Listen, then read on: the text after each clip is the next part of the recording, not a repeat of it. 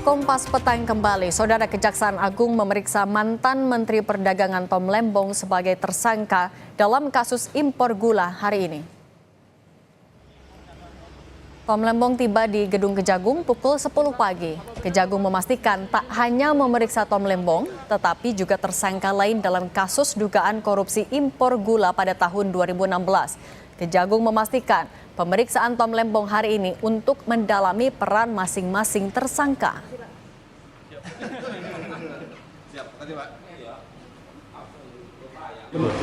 Agendanya apa? Hari ini kedua tersangka direncanakan diperiksa oleh penyidik pemeriksaan lanjutan. Mengenai agendanya, kita juga masih konfirmasi kepada penyidik terkait apa.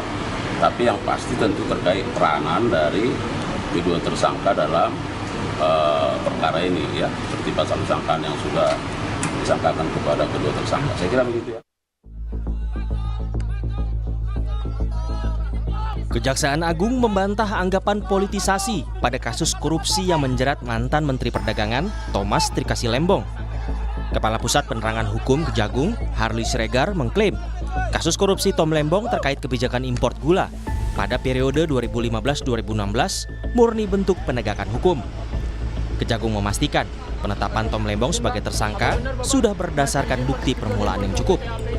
Kita tidak mau berandai-andai, tidak mau berpolemik, ya. Kami fokus menyelesaikan perkara ini, dan sekarang seperti yang sudah disampaikan, setidaknya ada 90 orang saksi yang sudah diperiksa, termasuk di dalamnya juga ada ahli, dan sekarang sedang dihitung kerugian keuangan negaranya, kemudian sedang didalami apakah ada peran dari pihak-pihak yang lain, ya. Seolah-olah bahwa ada politisasi, dan kita sudah sampaikan di mana politisasinya. Tidak ada politisasi di sini, ini murni penegakan hukum.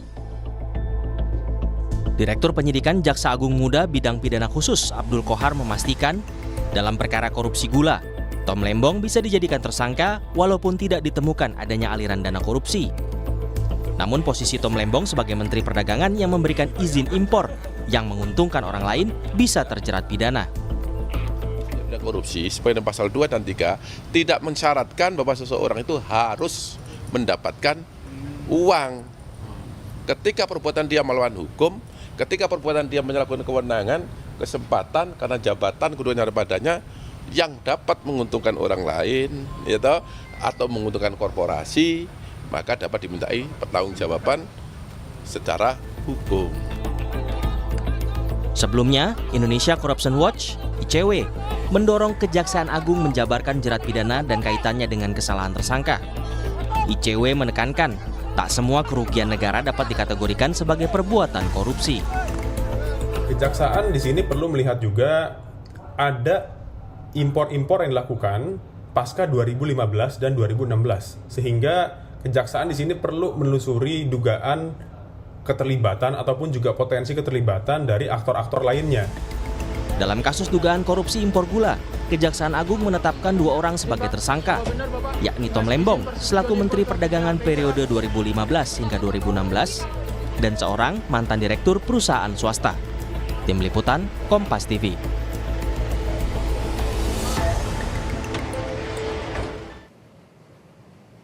Di tengah desakan untuk mengungkap bukti penetapan tersangka Tom Lembong, Kejagung menegaskan tidak ada politisasi dalam kasus ini.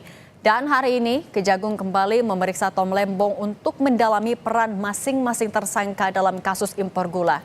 Kita bahas kasus ini bersama dengan Ketua Komisi Kejaksaan, Pujiono Suwadi, dan Kuasa Hukum Tom Lembong, Ari Yusuf Amir. Selamat petang semuanya. Selamat petang. Saya mau ke Bang Ari dulu. Bang Ari, hari ini kan diperiksa lagi Pak Tom Lembong. Apa yang digali oleh penyidik kepada Pak Tom Lembong? Ya, terima kasih, Cindy.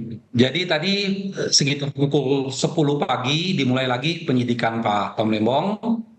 Jadi tadi dianggap sebagai pemeriksaan yang kedua, karena pemeriksaan pertama tidak sempat kami dampingin pada waktu beliau sebagai saksi, lalu diubah statusnya menjadi tersangka dan lalu dilakukan penahanan.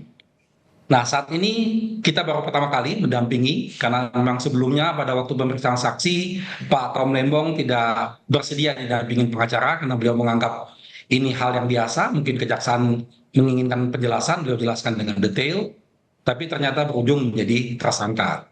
Nah, dalam kaitan pemeriksaan tadi, di sana masih dijelaskan, ditanyakan tentang kebijakan-kebijakan surat-surat yang dikeluarkan oleh Pak Tom Lembong.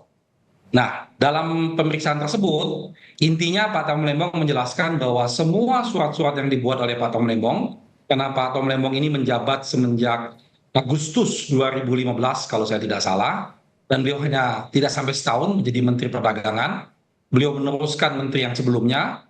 Pada saat itu dia menjelaskan bahwa surat-surat itu adalah lanjutan dari surat-surat menteri sebelumnya.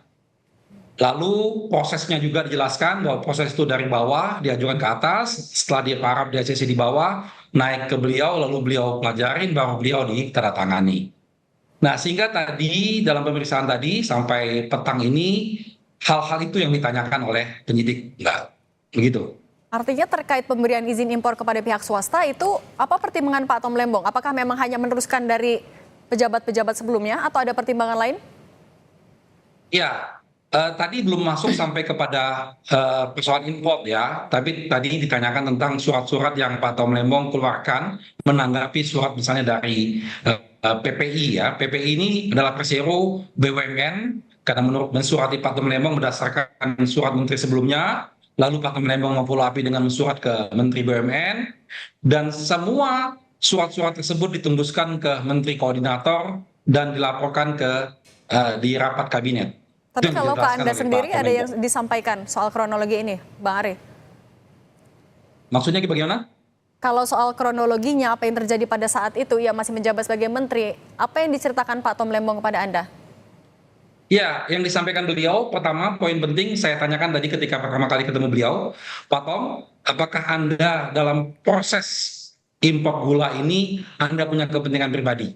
Dia tegaskan sama sekali tidak. Saya tidak punya kepentingan pribadi, saya hanya melaksanakan tugas saya dan kondisi pada saat itu membutuhkan itu saya lakukan sesuai prosesnya. Oke, baik. Dan saya tidak menerima fee apapun dan tidak menguntungkan siapapun karena beliau sama sekali tidak kenal dengan pihak-pihak yang ditunjuk tersebut. Oke, sekarang saya mau ke Pak Pujono. Pak Pujono, Kejagung sudah memastikan kalau ini murni penegakan hukum. Tapi kalau dari Komjak sendiri menyikapinya, ini sudah sesuai prosedurkah penetapan Tom Lembong sebagai tersangka? Ya, sejauh ini kan kita melihat, karena ini tahap awal ya, sejauh ini kita melihat memang murni penegakan hukum. Kita kan menarik ini menjadi isu politis kan karena memang kebetulan ketika kemarin pilihan presiden, posisi Pak Tom Lembong kan berseberangan dengan Pak Prabowo selaku presiden terpilih, sehingga kita menariknya ke sisi politis. Nah, kalau berdasarkan proses sejauh ini kita melihatnya masih dalam koridor penegakan hukum. Tinggal ketika kemudian nanti dalam proses berikutnya ada yang salah apa tidak, baik lawyer, pihak Pak Tom Lembong ataupun kita nanti bisa menguji bersama-sama. Tapi Pak Pujono, ada juga desakan agar Kejagung menjelaskan kronologi penetapan Tom Lembong sebagai tersangka agar sama-sama transparan, diketahui prosesnya. Tanggapan dari Komjak seperti apa? Ya, dalam proses pengungkapan kan dibutuhkan dua alat bukti ya, dua alat bukti yang cukup sampai kemudian kan nanti meyakinkan hakim sampai nanti ketika menunggu putusan. Nah, proses ini kan yang dilihat kalau konteksnya korupsi pasal 2, pasal 3 itu dilihat di situ. Ketika nanti ini proses dibicarakan detail, saya pikir masih terlalu prematur. Kenapa begini-begini? Nanti biar sambil nanti pengungkapan alat bukti, paling nanti juga pihak-pihak lain akan dipanggil yang belum sekarang ini mungkin muncul di permukaan, nanti akan dipanggil untuk melengkapi pemeriksaan bukti-bukti tambahan. Oke, Bang Ari, sekarang kan Pak Tom Lembong tapi sudah ditahan selama 20 hari ke depan. Langkah hukum yang sedang disiapkan oleh pengacara apa, Pak? Ya, itulah yang kita sesalkan adalah penahanannya Pak Tom Lembong. Pertanyaan kita, apakah perlu beliau dilakukan penahanan? Pertama, beliau sangat kooperatif. Setiap dipanggil beliau hadir dan beliau menjelaskan semua, bahkan membantu penyidik untuk mengungkap kasus ini menjadi terang. Jadi tidak ada yang ditutup-tutupin oleh beliau. Dan kemampuan beliau untuk menghilangkan dokumen-dokumen juga sudah tidak ada lagi. Beliau kan bukan sebagai menteri lagi. Nah, status beliau juga yang kooperatif ini mungkin sebaiknya dipertimbangkan oleh pihak kejaksaan. Sehingga ini mengagetkan bagi beliau ketika beliau dipanggil sebagai saksi, lalu tiba-tiba berubah di tempat itu menjadi tersangka, lalu dilakukan penahanan. Karena pada saat itu Pak Tom Lembong tidak didampingin pengacara dan beliau tidak mengerti harus melakukan apa pada saat itu. Ini yang kita sesalkan. Tetapi tadi yang disampaikan oleh Pak Pujiono, kami meyakini proses hukum ini kita sama-sama lihat, kita sama-sama awasi apakah ini proses hukum yang murni, proses hukum yang betul-betul berkeadilan, menegakkan hukum untuk mencari kebenaran dalam pemberantasan korupsi. Tentunya kita semua akan mendukung dan mensupport itu. Oke. Tetapi kalau ada hal-hal yang lain, saya pikir ini sudah bukan zamannya lagi, dan kita yakin tadi dalam proses pemeriksaan juga kita melihat penyidik-penyidiknya cukup kooperatif, Baik. cukup profesional dalam memberikan pertanyaan-pertanyaannya, dan kita yakin bahwa ini akan berujung dengan baik. Baik, kita ikuti terus nanti proses penyidikannya. Terima kasih Ketua Komisi Kejaksaan Pak Pujiono Suwadi. mungkin tambahan Terima kasih kita- juga tambahan Bang saya. Arisuf Amir. Halo, Iya, tambahan silakan kita, singkat Pak Pujiono. ya tambahan kita adalah bahwa yang kemarin kita juga sudah ketemu kepada di Bitsus ya Pak Jambitsus, kita sampaikan bahwa jangan berhenti pada penangkapan orang. Proses berikutnya yang harus dipenuhi adalah pengembalian keuangan negara jelas. Terus yang kedua adalah perbaikan pada sistem tata niaga ini. Kalau tidak demikian, maka nanti ini akan menjadi ya bola salju saja bahwa Kementerian Perdagangan nanti kena begitu seterusnya. Oke. Itu tambahan kita. Oke, baik. Pak Pujiono Suwadi, Ketua Komisi Kejaksaan, dan tadi ada Bang Arisuf Amir juga. Terima kasih sudah berbagi bersama kami. Sehat selalu. Ya.